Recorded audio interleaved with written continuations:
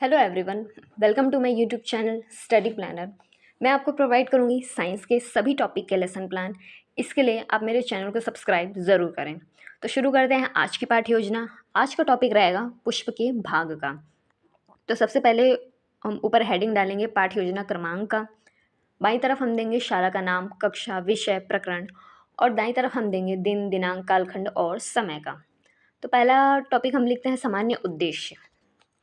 अब चूंकि हमारा विषय विज्ञान है तो विज्ञान विषय के लिए हमारा सामान्य उद्देश्य क्या रहना चाहिए? छात्रों में वैज्ञानिक दृष्टिकोण का विकास करना, छात्रों में विज्ञान के प्रति रुचि उत्पन्न करना, छात्रों में प्रयोगात्मक व निरीक्षण शक्ति का विकास करना, छात्रों में वैज्ञानिक अनुशासन का विकास करना और छात्रों में विज्ञान संबंधी अंधविश्वासों को दूर करना। दूसरा आता है विशिष्ट उद्देश्य का। विशिष्ट उद्देश्य में हम लिखेंगे छात्रों को पुष्प के भाग से संबंधित जानकारी प्रदान करना। तीसरा आता है सहायक शिक्षण सामग्री। इसे दो पार्ट में बांटते हैं। पहला है परंपरागत शिक्षण सामग्री, जिसका उपयोग हम जनरली क्लासरूम में करते हैं। तो इसमें आता है चौक, डस्टर, श्यामपट्ट, संकेतक। और दूसरा है नवीन शिक्षण सामग्री। ये हमारे टॉपिक से रिलेटेड रहेगा।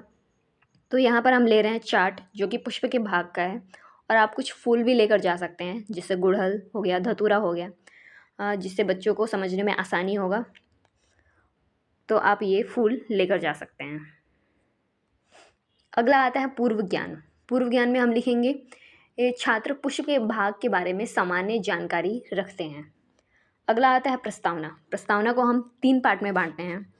क्रमांक, छात्र अध्यापिका कार्य और यहाँ पर श्यामपट्ट कार्य नहीं, यहाँ पर आएगा छात्र कार्य। तो यहाँ पर हम लिखेंगे छात्र कार्य। प्रस्तावना में हम बच्चों से प्रश्न करते हैं जो कि उनके पूर्व ज्ञान से संबंधित होता है और उनके पूर्व ज्ञान को लेते हुए हम उन्हें अपने मेन टॉपिक तक लेकर आते हैं। और ये जो जितने भी प्रश्न हम करते हैं वो एक दूसरे से एक कनेक्टेड रहते हैं। तो यहाँ पर हम पहला प्रश्न कर रहे हैं, मनुष्य को जीवित रहने के लिए किन चीज़ों की आवश्यकता होती है? बच्चे बताएंगे वायु, जल, भोजन, इन सब की आवश्यकता होती है। दूसरा प्रश्न हम करेंगे, मनुष्य को वायु या फिर ऑक्सीजन किससे प्राप्त होता है? बच्चे बताएंगे ऑक्सीजन हमें पेड़ पौधों से मिलते हैं। तीसरा प्रश्न हम करेंगे, पौधों के भागों के नाम बताइए। बच्चे बताएंगे जड़, तना, फूल, पत्ती आदि। चौथा प्रश्न हम करेंगे, पुष्प के भागों के बारे में बताइए। तो ये बच्चों के लिए समस्यात्मक प्रश्न होगा और यहीं से हमारा शुरू होगा उद्देश्य कथन। तो उद्देश्य कथन में हम देंगे, बच्चों आज हम पुष्प के भागों का अध्ययन करेंगे। अगला आता है शिक्षण विधि। शिक्षण विधि क्या होती है? शिक्षण विधि होती है पाठ प्रस्तुतिकरण का तरीका। तो यहाँ पर हम ले रहे हैं व्याख्या सह प्रदर्शन विधि। अगला आता है शिक्षण प्रविधि। शिक्षण प्रविधि क्या होती है? हमारे पाठ प्रस्तुतिकरण को इंटरेस्टिंग बनाने के लिए हम जिन प्रविधि का उपयोग करते हैं वो होती है शिक्षण प्रविधि। तो यहाँ पर हम ले रहे हैं प्रश्नोत्तर प्रविधि और उदाहरण प्रविधि। अगला आता है शिक्षण सूत्र का। शिक्षण सूत्र क्या होता है? ये हमारे पाठ प्रस्तुतिकरण को दिशा प्रदान करता है। तो यहाँ पर हम ले रहे हैं ज्ञात से अज्ञात की ओर और दूसरा है सरल से जटिल की ओर। अगला आता है प्रस्तुतिकरण का। प्रस्तुतिकरण को हम 5 भाग में बांटते हैं।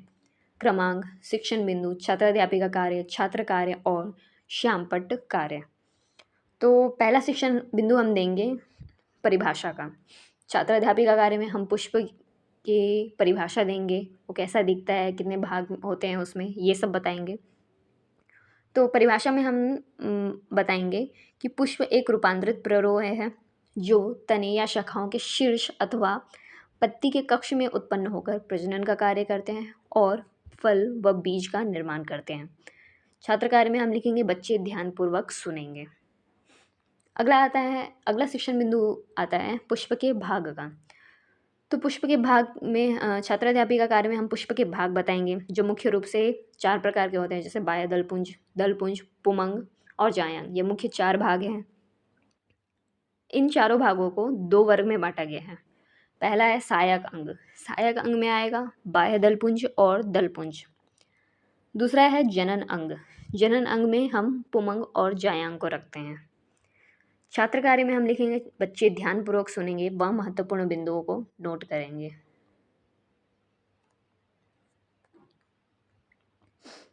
अगला आता है विकासात्मक प्रश्न। अब जो हमने पहले 2 शिक्षण बिंदु पढ़ाए हैं उससे संबंधित हम बच्चों से एक प्रश्न करेंगे। तो छात्र अध्यापिका कार्य में हम प्रश्न पूछेंगे कि पुष्प को मुख्य रूप से कितने भागों में बांटा गया है। बच्चे बताएंगे पुष्प को मुख्य रूप से 4 भागों में बांटा गया है, दलपुंज, पुमंग, बाह्य दलपुंज और जायांग। अगला शिक्षण बिंदु आता है बाह्य दल पुंज का, जिसे कैलिक्स कहते हैं। छात्र अध्यापिका कार्य में हम बाह्य दल पुंज के बारे में बताएंगे कि वो कैसा दिखता है और वो किस किस प्रकार के पाए जाते हैं, जैसे यहाँ पर लिखा हुआ है कीपाकार, नलिकाकार, घंटाकार आदि। और साथ ही बाह्य दल पुंज के कार्य के बारे में बताएंगे। छात्र कार्य में हम लिखेंगे बच्चे ध्यानपूर्वक सुनेंगे व महत्वपूर्ण बिंदुओं को नोट करेंगे।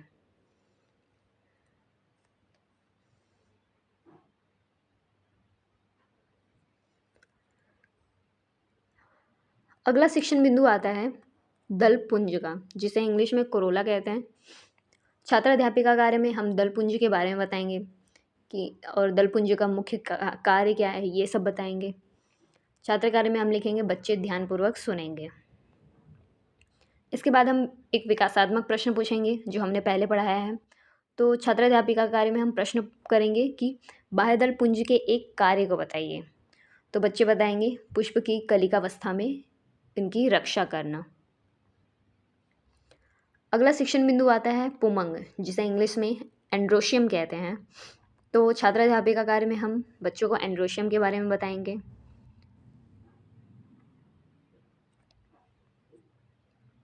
अगला शिक्षण बिंदु आता है जायांग, जिसे इंग्लिश में हम गाइनोशियम कहते हैं। छात्र अध्यापिका कार्य में हम जायांग के बारे में बताएंगे और छात्र कार्य में हम लिखेंगे बच्चे ध्यानपूर्वक सुनेंगे व महत्वपूर्ण बिंदुओं को नोट करेंगे। अगला हेडिंग आता है बोध प्रश्न का। बोध प्रश्न के कॉलम को हम 3 पार्ट में बांटते हैं, क्रमांक, छात्र अध्यापिका कार्य और छात्र कार्य। इसमें हम अब तक जितना भी कुछ पढ़ाए हैं उससे संबंधित बच्चों से प्रश्न पूछते हैं। तो पहला प्रश्न हम करेंगे पुष्पासन पर स्थित पुष्पीय पत्रों के प्रथम चक्र को क्या कहते हैं। तो बच्चे बताएंगे बाह्य दल पुंज कहते हैं।